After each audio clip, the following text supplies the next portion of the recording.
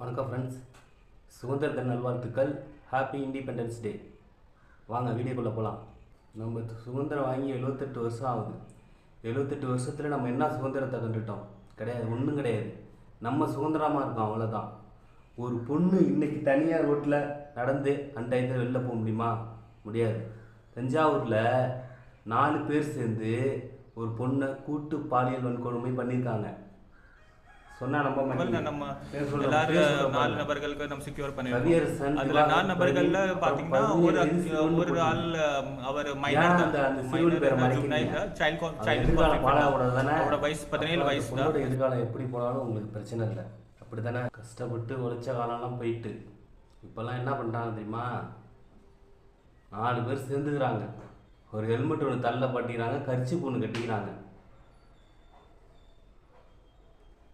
கையில் ஒரு பொம்மை துப்பாக்கி எடுத்துக்கிறாங்க. எடுத்துக்கிட்டு ஏதாவது கடவுளில் போய்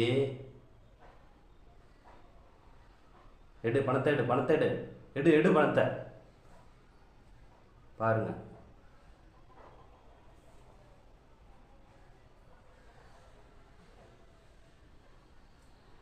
இதுதான் சுதந்திரமா? இவங்களை உங்களுக்கு தெரியாமல் இருக்காது. நல்லா பார்த்துங்க. வெறும் 3 கிலோ குறைஞ்சதுனால அவங்களால அந்த போட்டியில் விளையாட முடியாமல் வெளில வந்துடுறாங்க. இது இந்தியாவோட கேவலமான அரசியல் புத்தியை காட்டுது. நிறைய படம் நடிச்சிருக்காங்க, எல்லா ஆக்டரோடையும் சேர்ந்து ஆக்ட் பண்ணியிருக்காங்க. இவங்க ஒரு வீடியோ போஸ்ட் பண்ணுறாங்க. அது என்ன வீடியோன்னா, என்னோட கேமராமேனுக்கு என்னோட 3 வருஷம் இருக்காரு, ஆனால் அவருக்கு தமிழ் வர மாட்டேதுன்னு. அந்த வீடியோ பாருங்களேன். பிரசாத் ரா சொல்லு. அதுல அவங்க என்ன சொல்றாங்கன்னு பாருங்க. தமிழ் மொழியில லா வர மாட்டேங்குதுன்னு சொல்றாங்க இல்லையா? அது நல்லா பாருங்க. இந்த பாருங்க, அவங்க சொல்றாங்க லா அப்படிங்கிறாங்க. அவரு நல்லா புரிஞ்சுக்கணும்.